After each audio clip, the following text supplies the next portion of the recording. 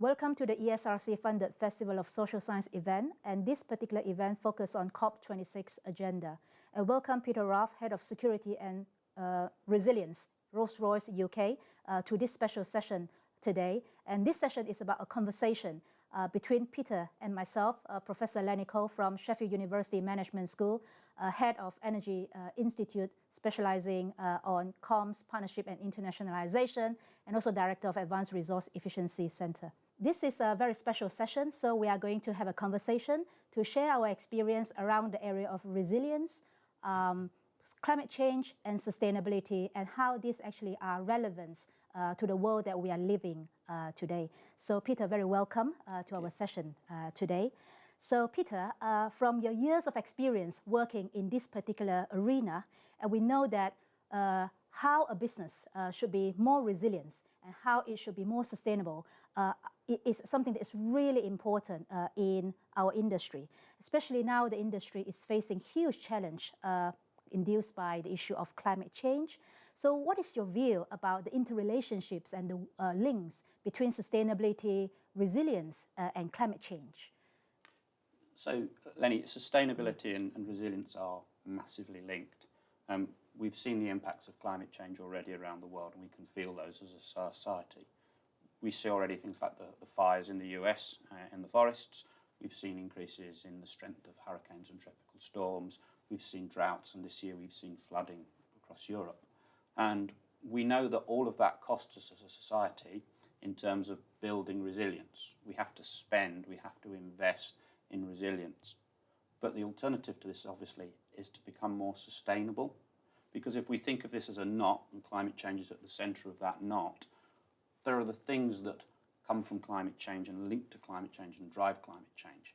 And then there are things that come out of climate change as the impacts or the consequences.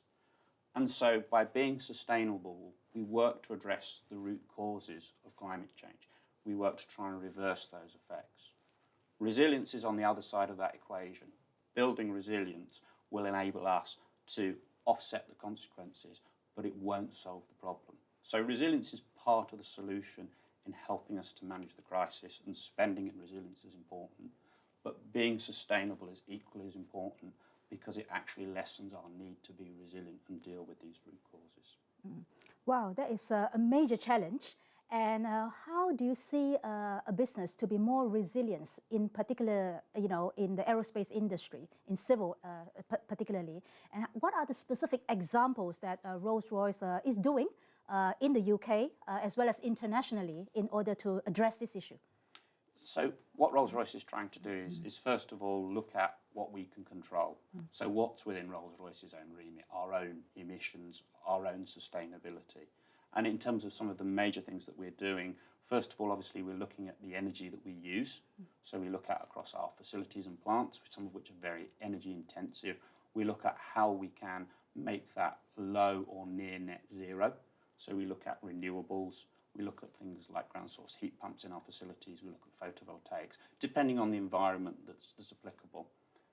Then when we look at our wider organisation and within the scope of our production and our supply chain, we look at how we are trying to produce in a sustainable way. And that's obviously focused in making our supply chain a circular supply chain. So there are lots of very expensive, very high-end, very energy-intensive materials involved in building an aero engine. And the more of those that we can recycle, reuse, keep within that supply chain, the more sustainable we can be. And linked to that, of course, the more resilient we can be. Because if our supply chain is a closed loop, the more control we have of that material. So sustainability and, again, resilience are very much linked in what we are doing internally. Then when we step further afield and say, well, what more can we do? We can start to look at our industry as a whole and say, well, what do we need? What are the key changes that we need to move to be more sustainable? And of course, one of those key changes is the fuel that we use and working to drive that fuel to be sustainable. At the moment, we're targeting to be able to make our products, which account for about 98% of our emissions as an organisation, to operate on sustainable fuels. Initially, at the moment, we're doing that within our test environments, so we can prove the concept, but we then want to be able to make that available to our customers going forward. So that's the kind of thing that we're doing within the classic Rolls-Royce umbrella that people are very familiar with. But additionally, we're looking at our wider technology capabilities and our proven capability to pioneer power in looking at things like small modular nuclear reactors, microgrids, and also how we can work on things like fuel cells and other appropriate technologies such as digital to try and bring sustainability about with a resilient basis to it. Wow, this is fantastic. And I very much appreciate the idea of looking at critical mineral and material in supply chain to make it more sustainable. And this is very important. It also links to how we can recycle and reuse parts and components and products in that supply chain. I'm going to go through the other examples that you mentioned. Just for this particular example, how do you see the role of product life cycle, the idea of life cycle, play a critical role in this particular area? So product life cycle is very important to Rolls-Royce as a concept. We don't invest in throwaway products. Our products, when we design and build and supply them to our customers, are long-term investments, typically 50-year investments that our customers are making. And we want to support our customers through that life cycle as well. So when we design our products, are designing for long life. When we build them, we're trying to build endurance in because that supports our customers in their operation. And then when we service and repair, what we're trying to do is, again, create that sustainability in that closed loop. So we work with our customers to design repair schemes that bring in sustainability and increase the life of our parts and the product itself. And also when we are saying, well, a part does now need to be replaced, we're trying to bring those parts back into our supply chain to actually revert them, we would describe it as, and make them good into new parts. And in doing so, we're driving down the life cycle impact of the products we make. And we're trying to do that across all of our product ranges where possible to be as sustainable as we can. This is excellent. This sort of action is going to help contribute to minimizing environmental impact of that product life cycle, especially for critical product and component that have long life and have high value. And in addition to the examples that you mentioned, you, I think, also alluded to the idea of developing sustainable aviation fuel.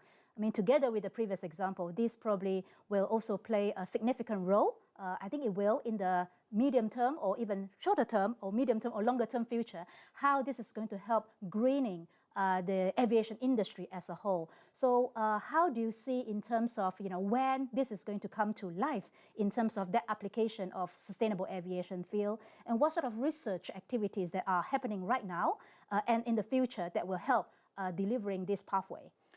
So the pathway we're working on is probably quite surprising to some people. We're already working with sustainable aviation fuel at the moment, and that we hope within the next few years our new products will be able to offer sustainable aviation fuel as an option. And we hope and we aspire that by 2030, all of the civil aerospace products that we offer will be able to operate on sustainable aviation fuel, with a goal being that by 2050, the fleet that we know it today would be able to operate on that sustainable aviation fuel. And that links obviously to the life cycles of our product and how long people will have our product in service. So we're working to some quite aggressive targets in terms of converting to sustainable aviation fuels. That's really good. I mean, 2030 is a very near future. We are already, almost in 2030 now. And obviously the UK has set a legally binding agreement, a target, to be net zero by 2050. And this is why COP26 is a very important conference this year, hosted and led by the UK, which is going to be in partnership with many other countries and our partners in the world. So this timing is very ambitious. So in addition to sustainable aviation fuel, making the fuel more greener and more sustainable, are there any other technologies that you can see will play a contributing role in this particular greener direction, decarbonization direction? For instance, hydrogen, electrification, and so on. Yes, there's certainly technologies that are promising in that area. We're pursuing an innovative agenda. We're looking at things like electrification. We're looking at digital as well as the potential to be able to look at how we do things differently, looking at our own use of resources. Digital can be a very good way to do things like reduce the testing requirements to reduce that energy use in research and development. So we're looking at other options as well in terms of more than just sustainable aviation fuel to help with that net zero journey. Okay, that's great. And of course, in order to do this, we will need to ensure that the supply chain, the business and industry are resilient. And there are a lot of potential risks that may impact the reality of this particular goal. And what kind of activities and area of risk that you foresee that may impact on this particular direction? How best to actually deal with this and improve the resilience of this sort of directions? So businesses need to consider their own resilient journey. Obviously, they're part of a value chain, particularly organisations that supply into Rolls-Royce. We have a vested interest in ensuring that they are resilient. But there are a number of risks around this journey. I mean, clearly there is a significant risk around businesses needing to transform. Businesses that work today in particular spheres or particular areas will need to consider the impact of climate change and the need to decarbonise as a significant risk to their model if they are not in a position now to take advantage of those benefits. So I think the biggest challenge for a lot of businesses today will be to say, how do we transform? What do we need to look like in 10 years' time to maintain a healthy market share, to be profitable and to be competitive? And resilience goes with that as well, because resilience gives you that underpinning, that strength to be able to continue, to be able to weather storms, to be able to take the hits that may come along the path and move on successfully from that. So resilience underpins that journey to allow people to be competitive. So this resilience could be induced by the need to respond to risks associated to events such as flooding, climate change-induced event where electric power are going to be affected, or maybe energy prices are increasing, especially with what we are facing today, for instance. So all of these are really important and real, challenges that any businesses are facing today. So how do you see that, being a resilient business can really contribute directly to this? Do you see resilience as something that you do and sustainability together, that is part of your DNA? Is this a business that has been kind of fully integrate this sort of concept and practices in your day-to-day activities, or this is like an add-on? So both sustainability and resilience, and again, they're linked here, must become part of your corporate DNA. They must be embedded within the company. To pay lip service to either of these key topics will only end in failure. If it is part of what the business sees as part of doing business, both resilience and sustainability can be achieved. If lip service is paid, if they are seen as additional activities, it's likely that they won't be adequately resourced, there won't be sufficient goals, there won't be that driven state to get the business to achieve what it needs. Taking both these key areas to the heart of the business is the only way to succeed as we stand today, I think. So I think you mentioned about Rolls-Royce having a very ambitious target set for 2030. So can you describe a little bit more about the resilience team and the activities and the program in-house in the company, and what is the visions going forward, and how the university research can actually play and work in collaboration with yourself and with your team, especially in the area of security and resilience going forward? So we want to be able to give our people the ability to feel empowered, to take that journey, to be innovative, to be the pioneers, to deliver on this decarbonisation agenda and to deliver on this goal. But they can only do that knowing that the business that sits underneath and supports is there being resilient. So part of my team's journey is to understand what it is to be resilient. We have views, we have lots of knowledgeable people in the organisation. We have a hypothesis of what resiliency is. But what we really want to understand, and what the study will help us to understand, is what it really means to be resilient, take an external perspective and understand how we can measure that. And in doing that and in measuring that resilience, we can look at where we may fall short and where we need to change what we're doing, to look at new steps and to change potentially how our industry operates from a resilience perspective. The study will enable us to do that. And what the study will also be, hopefully, is the beginning of a benchmark that we can potentially use on a wider scale, such that industry as a whole, whether it be aviation or broader, can understand what it is to be resilient, what they need to do to achieve resiliency, how they can change their business to be more resilient. And that's what I would really hope the study can achieve. Excellent and well put together. And Peter, and also you alluded to this idea of digitalization. You know, in addition to sustainability challenges, we are also facing increasing role of the use of digital technology and agenda, especially in response to the COVID-19 experience that we had over the last few years.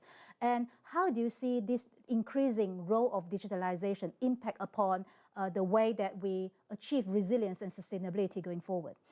So digitalisation presents a great opportunity for us, but it has to be handled in the right way.